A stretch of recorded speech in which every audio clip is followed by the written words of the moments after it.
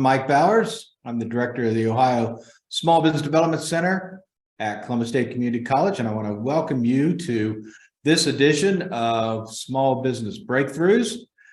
This is a session where we bring in experts to talk about various issues that face small business owners and how those small business owners can handle that, deal with that, and move their business forward.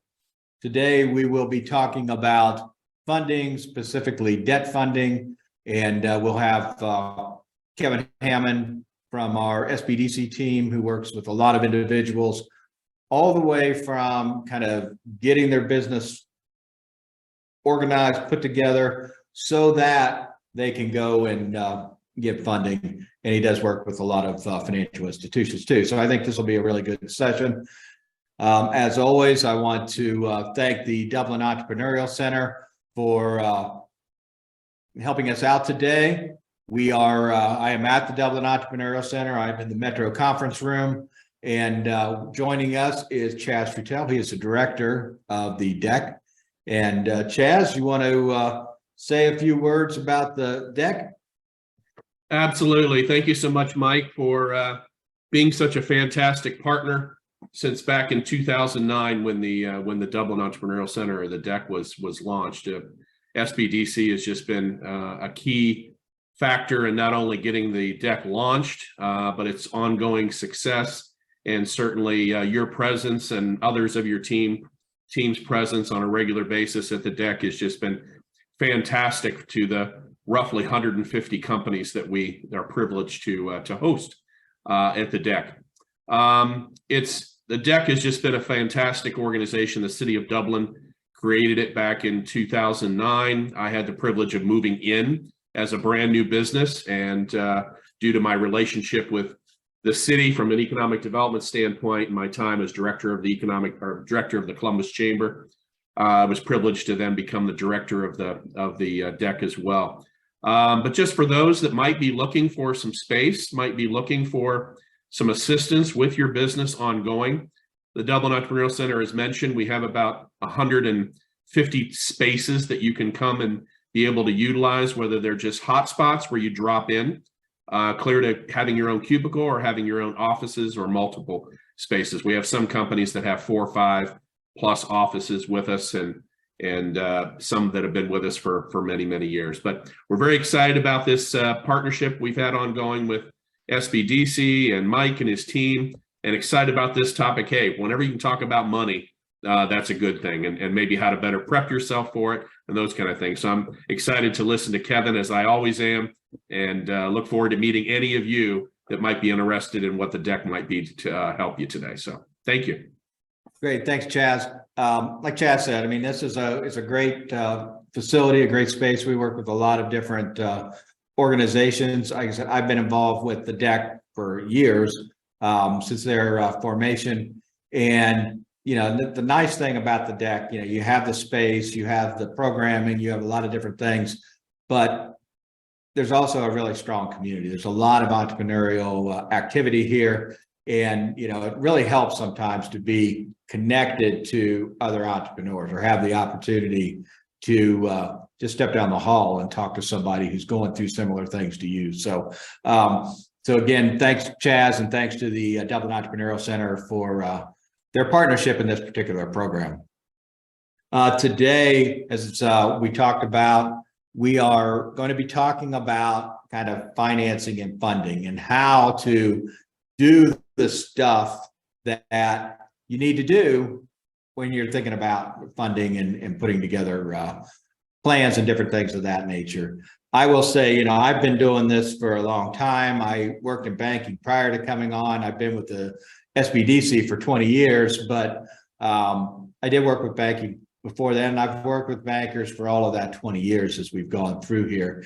And, you know, my experience is that a lot of times it's not an issue that you don't have a business that is valuable or can do some different things. It's that you're unable to really articulate what the lender is wanting, what they're needing from you. And that is what we want to talk about today. Obviously, with the Small Business Development Center, we do a lot of work with entrepreneurs all the way from I have an idea, that's all I have, to businesses that have been in business for a while that may have really not done funding, or maybe is looking for, a bigger chunk of funding to do some different things or whatever. And we provide the advising services that help them out. And Kevin Hammond, who is part of our team, is a big part of that. Ellen Harvey was supposed to be here, as I mentioned before, but Ellen will not be able to be here with us today. So we'll try to get Ellen on at a later time. But for today, we are happy to have Kevin on here, and we're going to talk about a variety of different things. So Kevin, if you want to introduce yourself, tell us all the great things about you, the awards you've won. I know you don't like to talk about those things, but if you want to introduce yourself, that'd be great. Yeah, happy to, Mike. Yeah, hi everyone. I'm Kevin Hammond, and been doing this for a little bit longer than Mike with the SBDC. Was a contractor for a while and came aboard, 5, 6 or so years ago, and just love the work that I do. It's great to get to work with so many entrepreneurs at various stages, and I do a lot of the funding stuff, that's, I have a background in finance, so I enjoy working in that area. Mike mentioned some awards, but I'm not quite sure what he's talking about there. So, nah. So, all of us, we work together. So we try to, it's all about helping our clients. And, we were able to get a lot of loans done in this past year for clients, even in a challenging time. So that's why we do what we do. And just happy to be here today to get to help all of you and answer some questions. Yeah, great. So I do want to point out, and then Kevin's always modest about the awards, but one of the awards he did win was the top number of awards in the SBDC network in Ohio. So in Ohio, I think there's 25 or so SBDC centers, and Kevin was able to get the top number of award or funding loans done for our clients. And keep in mind, we don't have any of our own money. So what we're doing is really more about working with the business, getting them prepared, connecting them to the funding sources, maybe even assisting them through that process, and going forward from there. So that's what we want to be talking about today. If you have questions, feel free to put those questions in the chat. We will be watching the chat and answering questions out of there. And if you have questions after we are completed, you can reach our SBDC at sbdc@cscc.edu. That is our primary email address. And we will absolutely get back to you on whatever you might need. So let's kind of get started. Kevin, I guess the first thing is that for a business, and again, depending on, where, regardless of where they are in the process. So maybe if you want to kind of touch on the earlier stage and then some a little bit later stages, but I mean, what should businesses be thinking about? Why should they be looking for funding? I know a lot of people come to us and they're, hey, I need a loan. And then as we dig a little deeper, they don't really know why they need a loan. They just think they need a loan and they just think they need money. So, and again, that's where I think part of the breakdown happens to come in with financial institutions, is that they're unable to articulate what they're doing and why they're doing it. So, should individuals and businesses be looking for loans? Yeah, there's various reasons why a business would want to seek capital. And a lot of times clients come to me and they need capital for kind of a Band-Aid kind of thing, right? To kind of fix a challenge that may or may not need capital to fix. There may be other problems within there that we need to look at. Now, if you're a startup versus an existing business, the funding process is a little bit different, right? So if you're a brand new business and you're trying to seek funding, you got to really figure out exactly what you need and even more importantly, what don't you need? Like what things can wait, right? Getting funding from a startup standpoint, it's a little bit more challenging, right? If you don't have any business history, a lot of the funding decisions going to come a lot on your personal situation, your credit, and those kind of things there. And then for existing businesses, let's say you got a year behind you, you got 12 months of historical financials. Looking at those, working with us, or just kind of looking at those and thinking, all right, here's what I'm doing. This is going okay. I have this, maybe I have this opportunity to grow in this space here, but I need a little bit of capital, to do that because, I might not get paid from, a vendor or whatever it might be for a certain amount of time, maybe 30, 60 or 90 days.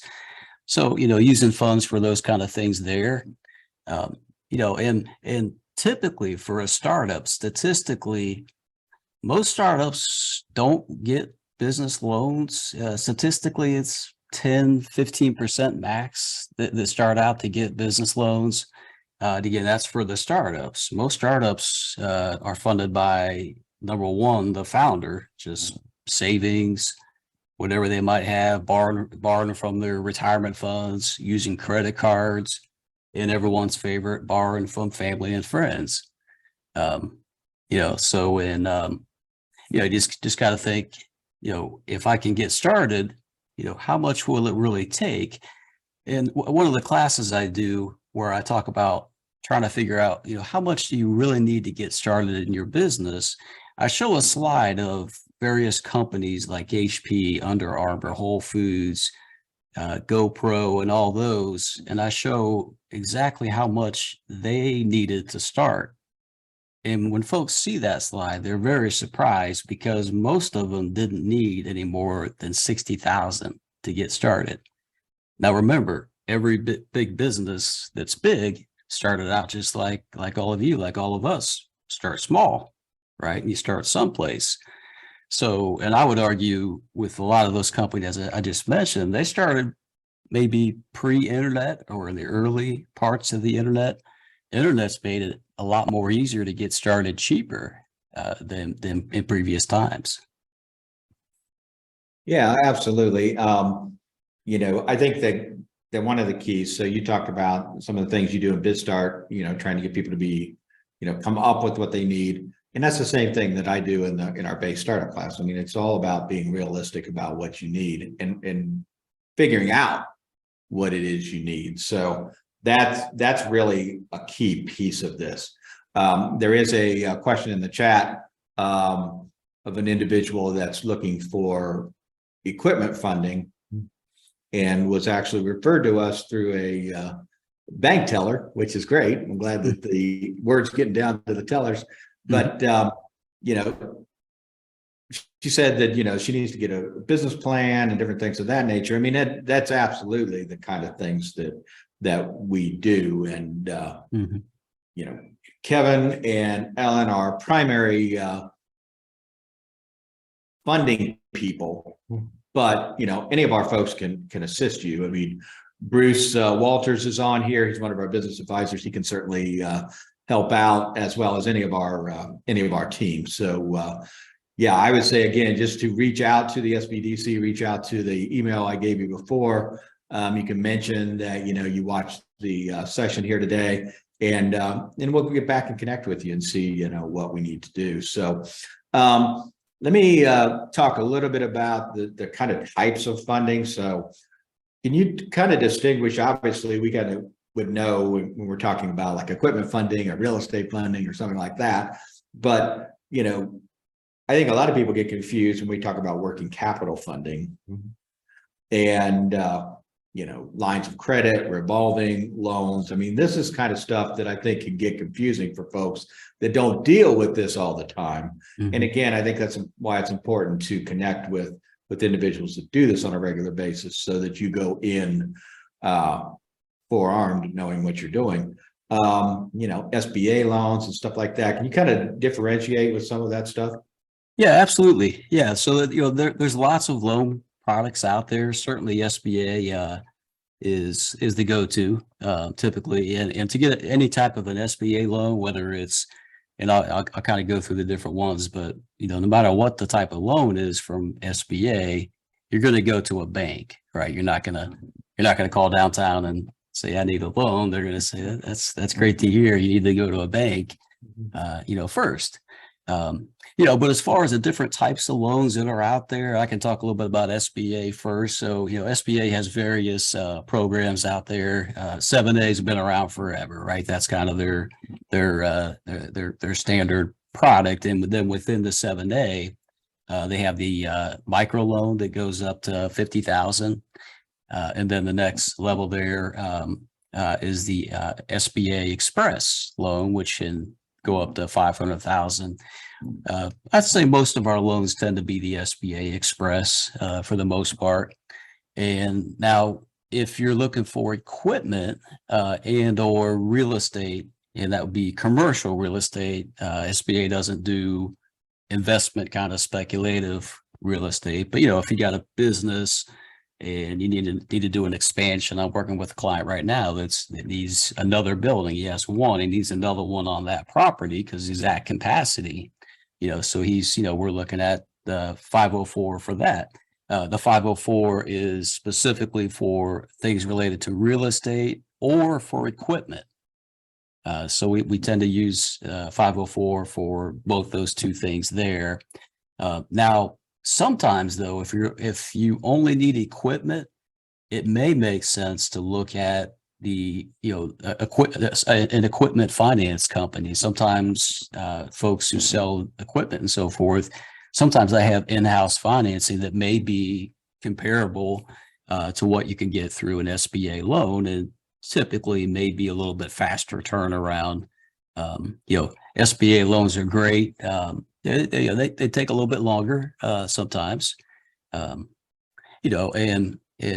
another thing to think about is, regardless of what type of loan you need or where you're going to be going, which bank, you're going to need the same kind of stuff to present to the bank. And we call that the loan package. And Mike, I'm sure you're going to be asking about that here pretty soon. What exactly does a bank need? And the loan package encompasses a few things. So it's the main things that it's going to encompass. They're going to want some type of a written business plan, but not a novel, right? If you write a 50-page plan, you're just writing it to write it, because they're going to read a little bit of it. Ideally, they're going to read the executive summary part, and then they're going to flip over and look for the financials. So for the business plan written part, you really need 5, 6, 7 pages max, and just in an executive summary, straight to the point. A lot of information about the founders and the key folks within the business.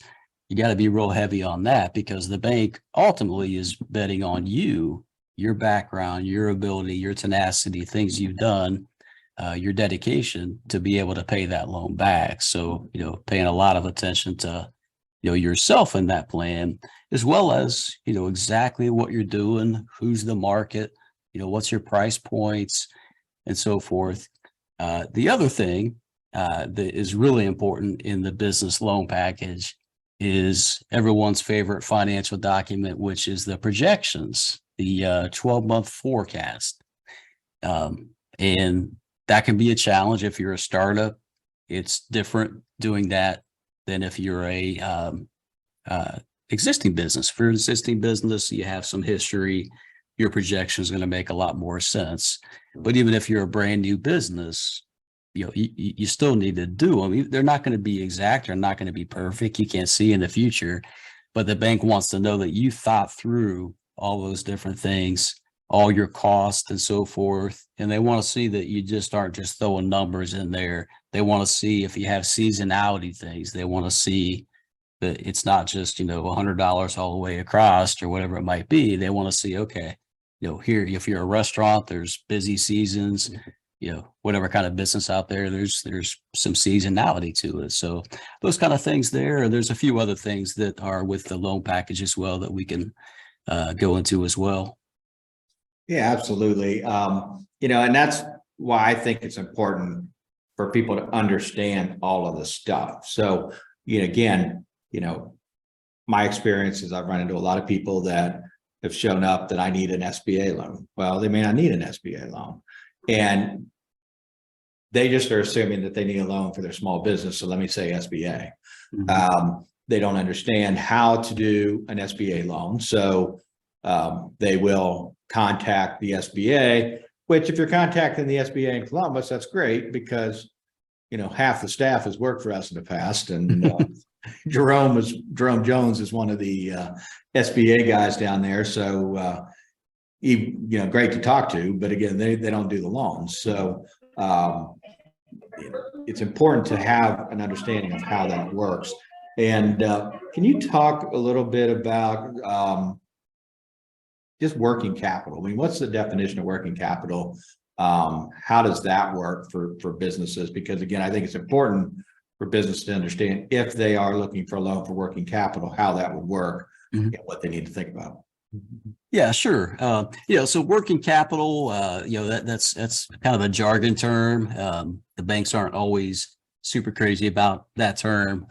Essentially it's operating capital, or it's capital to float, the differential between, okay, I got a few expenses I got to take on in order to gain more customers. So that money there is there to help you meet cash flow demands until such time as your sales would outweigh your need for that capital.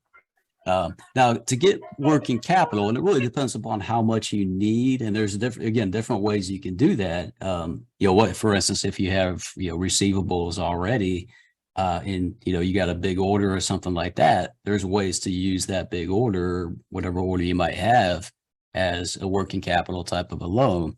Now, if you're just going for, you just need working capital and you don't necessarily have receivables, but you have a good plan, and a plan not just kind of, written down, but also the plan and the numbers, because if you need working capital, it really needs to show in the profit and loss forecast, the monthly profit and loss forecast, why you need it, right? And by doing it, and really by doing a 12-month forecast, numbers tell a story, right? And, entrepreneurs, typically the numbers aren't the most favorite thing.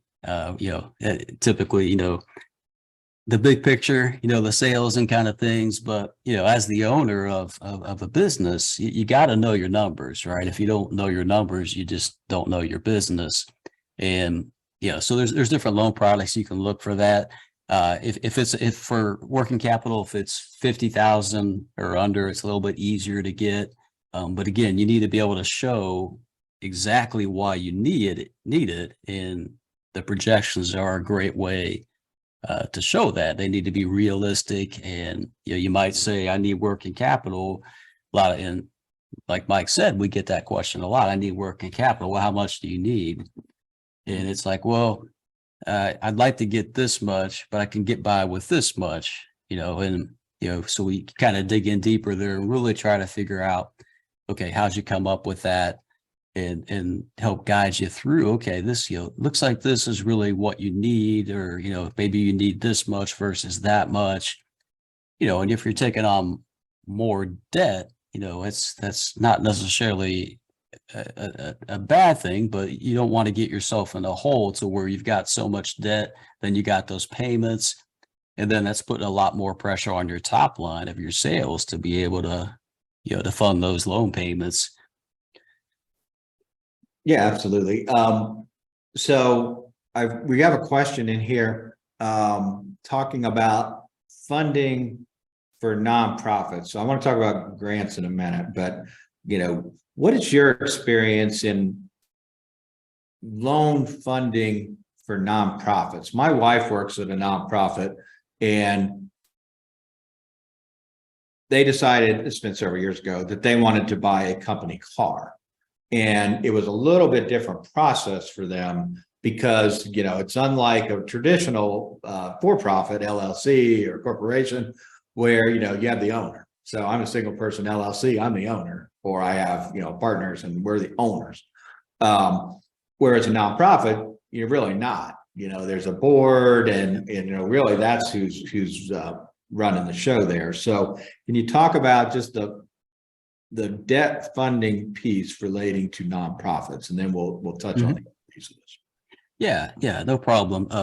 So for for a nonprofit, and this assumes you already are set up as a nonprofit, and you only have a nonprofit side to your business, and it could be you have a for-profit side and a nonprofit part of it as well. There's legal, legitimate ways to do that. You just got to make sure you've done that correctly and have good counsel and guidance on that. Now, to get funding for a nonprofit, so the SBA is great and so forth, but they don't play in the nonprofit space. So you need to be a for-profit company. But I mean, there are banks that will do nonprofit loans, and it's there's going to be a few more checks and balances than maybe for a for-profit, but you still want to think about it. Even though it's nonprofit, it still has to make sense, right? You still want to look at the numbers, the projections, and so forth to make sure that makes sense. And there could be different ways to fund the nonprofit. I mean, Mike's going to ask everyone's favorite question, grants, pretty soon, but maybe there's funding out there for that nonprofit that could help with that potential funding piece. But I mean, if you're a nonprofit, you can get business loans. It just won't be SBA. Right. And I think that's an important distinction, because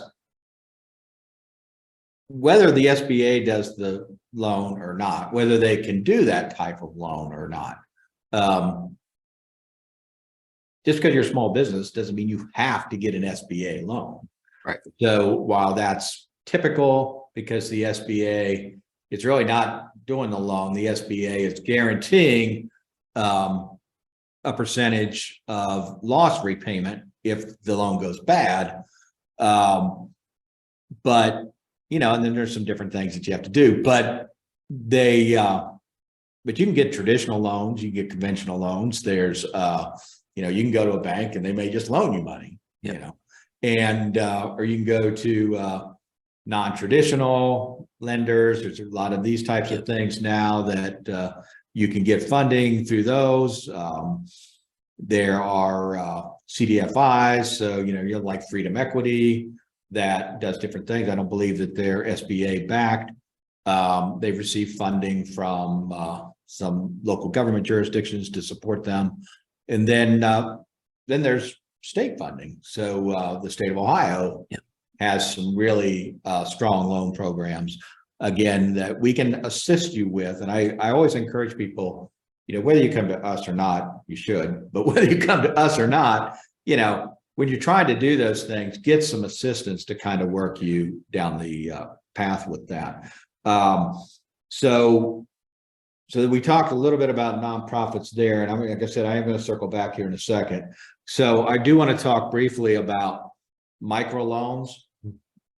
So typical microloans, I would say, probably are that under $10,000 to $15,000. They are, shorter term, different things of that nature. You have different organizations in Central Ohio and Ohio that do microloans. ECDI does microloans, and we work, pretty closely with them to get you ready to go to them. Like I said, there's some state of Ohio microloans. There's some different things like that. I do want to mention the program that Ellen Harvey oversees for us, which is called Kiva. The Kiva loan program. I feel personally that that's the main, really, I think it's the only true microloan program, because what you're getting with this particular program is it's a combination of crowdfunding as well as traditional loan funding. So you would work with Ellen, you put an application to Kiva, which is a national organization, and Ellen would help you through the process associated with that. Bruce just put the link to our website in the chat that's associated with that. And you work through that and basically you're going to crowdfund your money.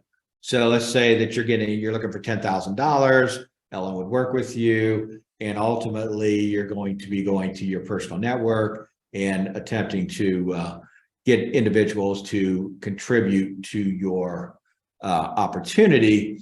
And then Kiva will take, once that's done, Kiva will take that and put it in a traditional loan product at 0% interest and go from there. And the reason I personally think that it's one of the true microloan funds is because, number one, they're not looking at your personal credit history. So, a lot of times, and we can talk a little bit about this. I don't want to spend all the time in the world on this, but if you've got a credit score that's low, maybe there's been some issues that you're cleaning up or you're doing some different things. You're not going to be able to get a traditional loan until you get that up. With Kiva, they're not going to look at that. They're going to look at, are there people that trust you that are going to put money into your deal? So that's kind of where that goes from. So that's number one. Number two, I believe they do work with nonprofits. Whereas, again, traditional bank may or may not work with a nonprofit. They will work with a nonprofit. And the thing that I really like about crowdfunding is that it's an opportunity for you to kind of get the word out about what you do. So this is kind of that initial marketing about saying, hey, look at this, we're doing this, or we're going to build this business that does this, and different things like that. So I think that is a really great opportunity. Ellen Harvey on our team, that's really a big chunk of what she does, is help people work through that process. We have Tanya Wilson, who's on our team, who is does a lot of our marketing stuff. So she'll help you, maybe put together a video about what you're doing, your web presence and different things like that. So, a lot of support there. And I think it's a great program. Kevin, I don't know if you want to touch on anything associated with that. I know Bruce put some other notes into the chat on the Kiva program. Yeah, I mean, I think the Kiva is a great program. And as Mike mentioned, it doesn't have that credit score component that pretty much all the other loans do.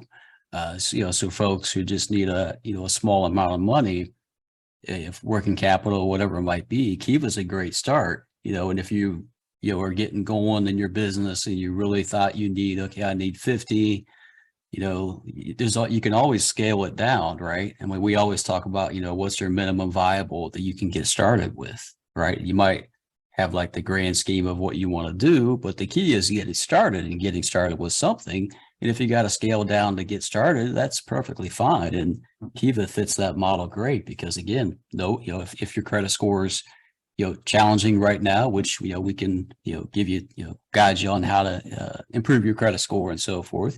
Kiva fits perfect for that. And I recommend that all the time for my clients. Yeah, absolutely. I mean, we've got an individual in the chat, Kimberly Johnson, who's talked about, gee, I'll give you a loan. She just paid it off. It really worked well for her. So, we've got a lot of people that are using that. And again, we have the support.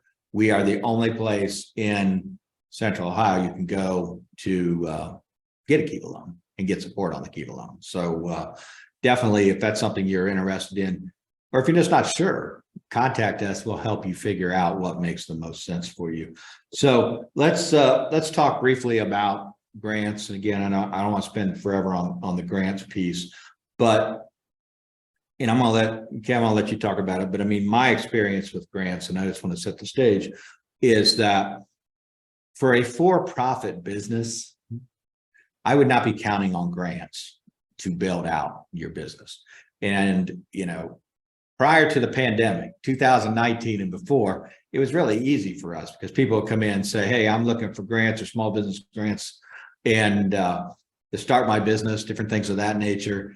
And as a for-profit, that wasn't an option. Now, as you went through the pandemic, you started hearing more about grants, right? So you started hearing about City of Columbus and Franklin County, which we were involved in, did some recovery grant programs. The PPP loan and EIDL loans, and there were grants kind of floating around. Now, these grants were not for startups. These grants typically were for existing businesses. In those cases, they were having trouble because of COVID.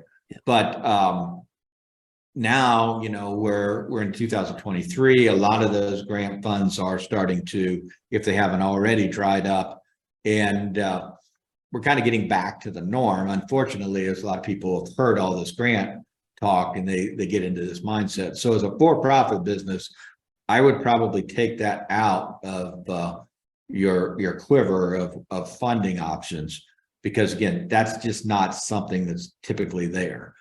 Sometimes you'll find some, small things, sometimes there's,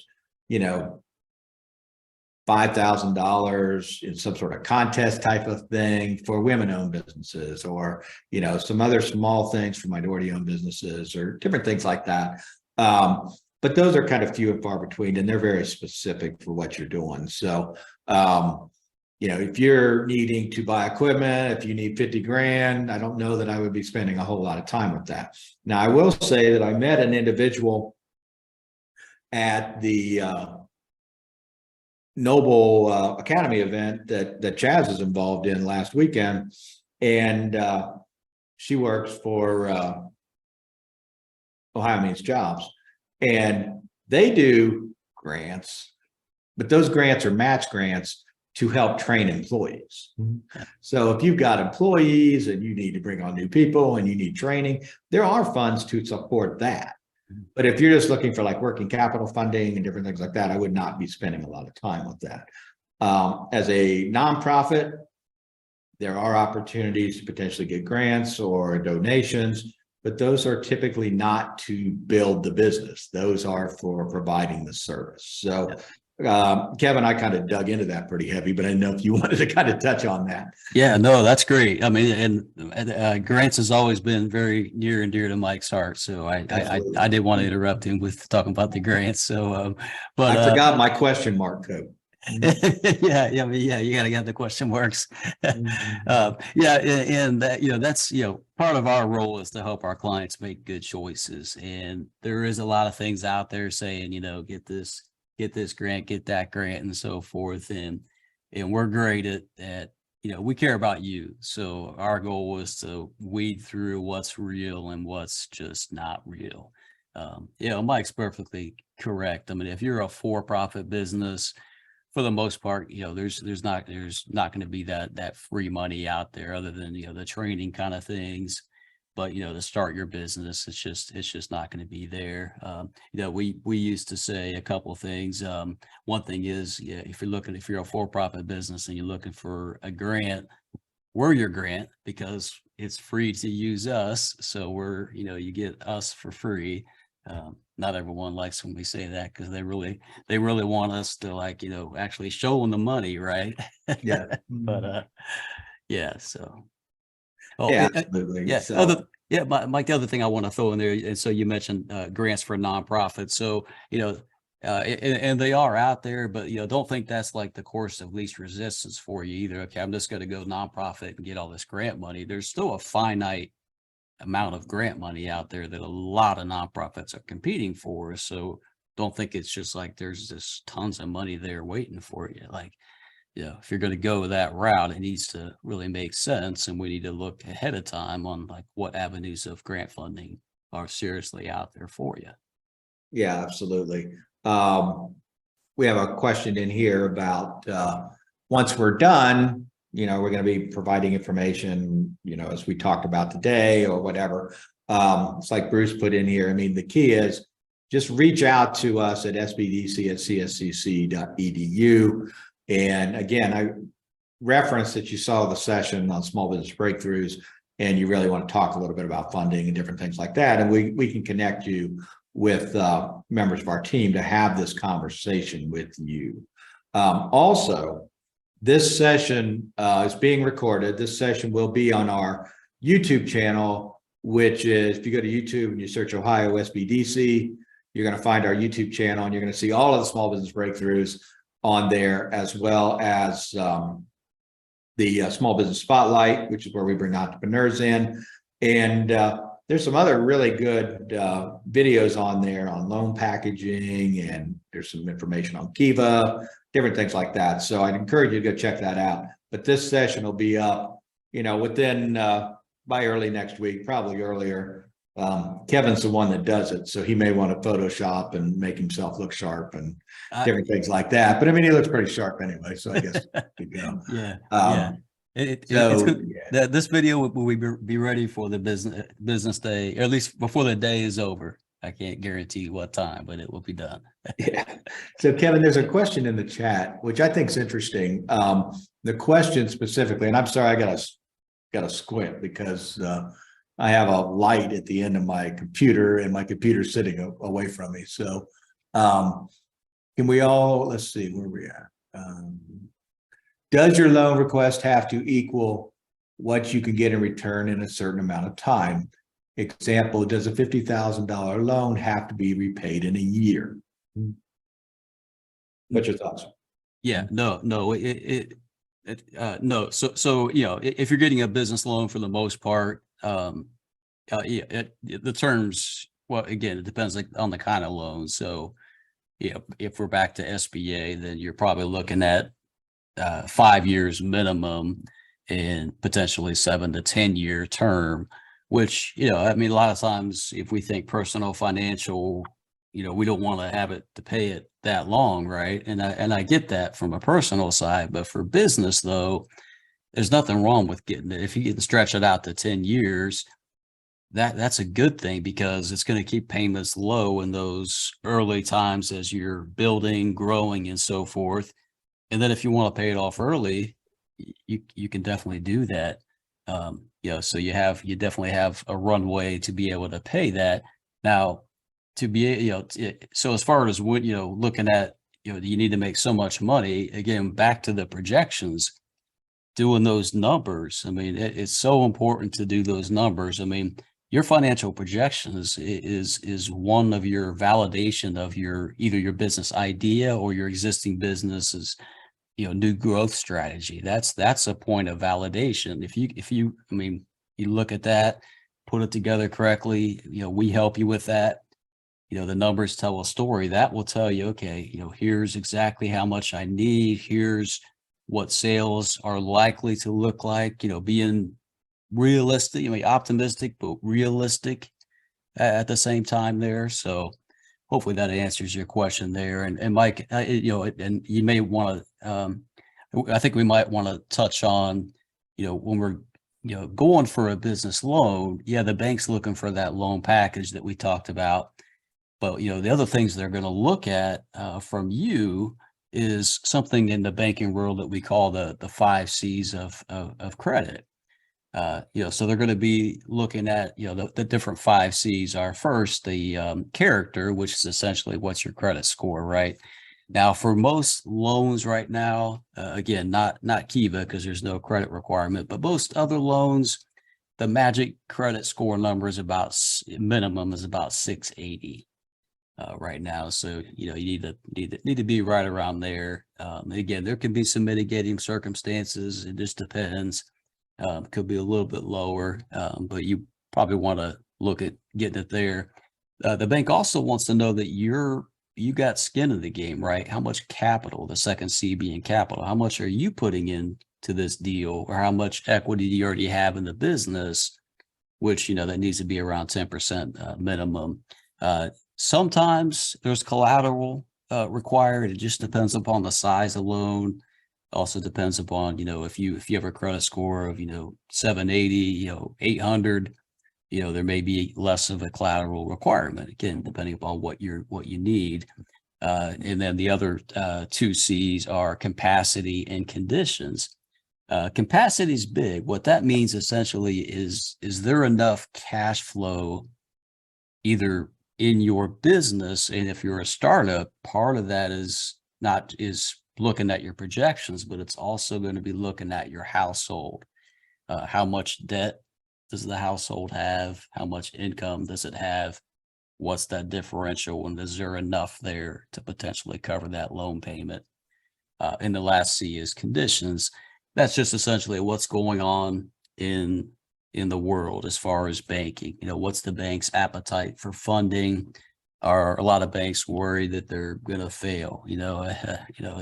Those kind of things there. So I'm not saying now's a bad time or anything, but it just depends. And sometimes certain banks, SBA, if they're too heavy in a certain type of business, they may not want to get more heavier in that. But again, that's where if coming to us, and at no cost, we work with all the banks. We know all the bankers. We know the products they have. We know kind of, the flavor of the month, if you will, of what different banks are willing to do, what other ones, may not be willing to do, and what's the best option for you. Yeah, absolutely. I think that one thing I want to mention on the previous question is that you're going to structure your loan kind of based on the asset type. So, I mean, are these short-term assets? I mean, is this inventory, working capital, different things like that? Those are going to be shorter terms. If you're buying equipment, then, you may be looking at a 5 to 7 year loan. If you are buying real estate, then, you may be looking at 15 or more years and different things. It's the life of the asset, I think, that you're wanting to fund that helps you make some determinations of how that works. And just little stuff like that, that's the stuff that when you go to talk to a bank or a credit union, I don't want to leave credit unions out of this because we do a lot of work with credit unions. You got to look to a funder, you want to be able to articulate and talk the talk and talk the language and understand what's going on. You don't have to be a banker.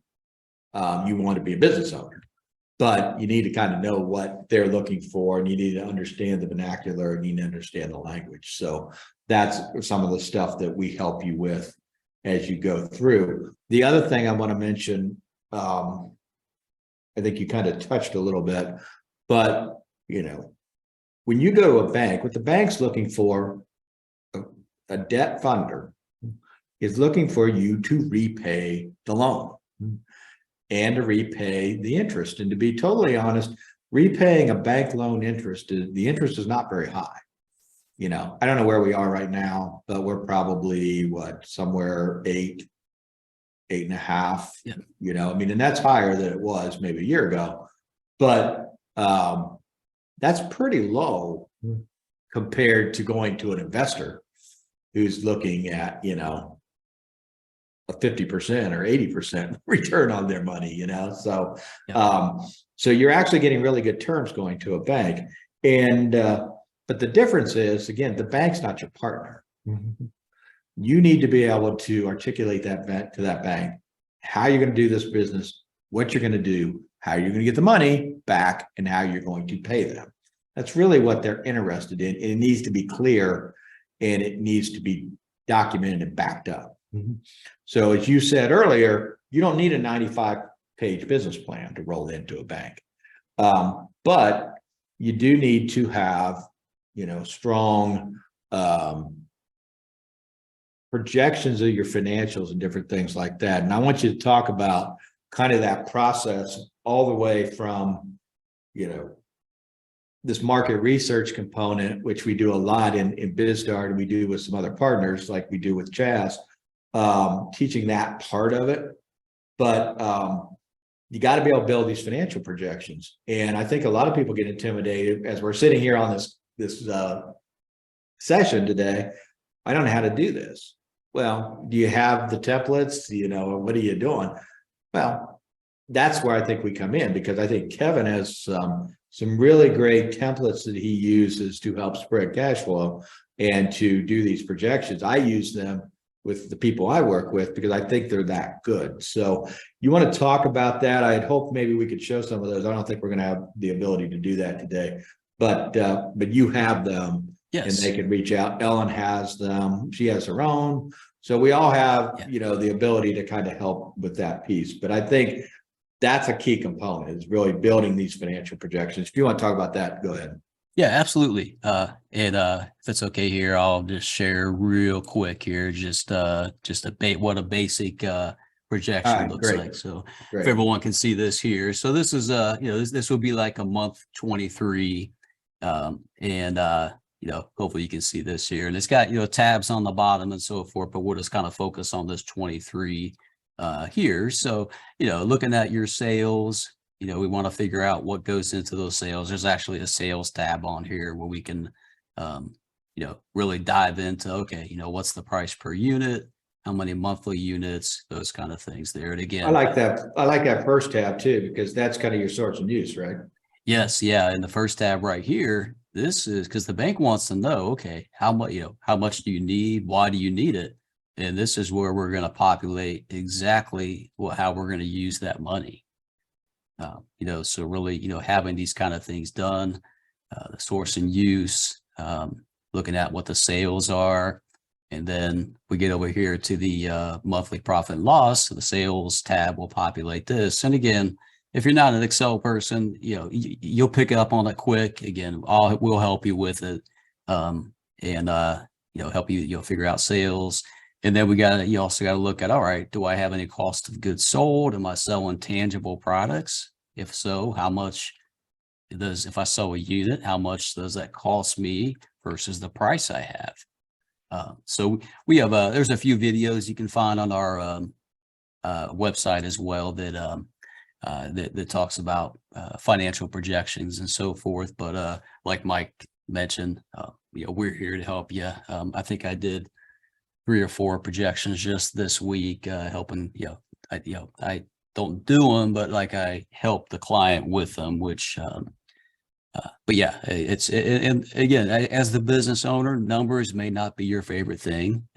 When I teach that module in my BizStart class, that is not the most favorite thing, and I get it, but because there's other things that you're excited about with your business, creating value, trying to find who those customers are, exactly who they are, and also who they aren't, because you got to figure out who that market is.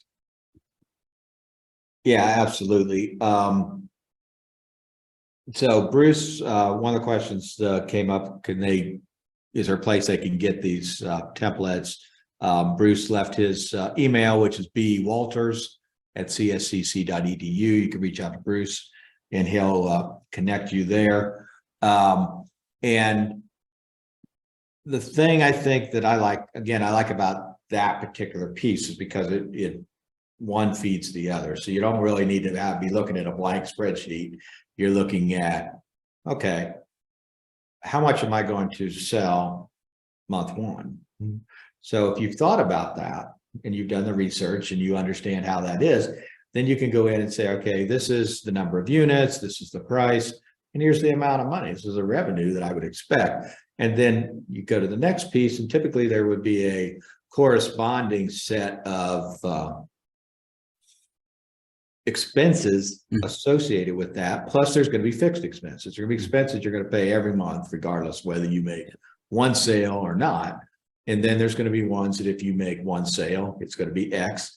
And if you make 100 sales, it's going to be more, but it's going to be corresponding to the amount there. And I think is some of the key pieces. I like the templates that allow you to kind of be intuitive in how that works. I think that one does that. But again, connecting with us and connecting with Kevin or Ellen or Bruce or whoever on how you do that, I think is really important. So that I think is really key. So we're actually running out of time. It's always amazing to me how fast this goes. I mean, it just flies by.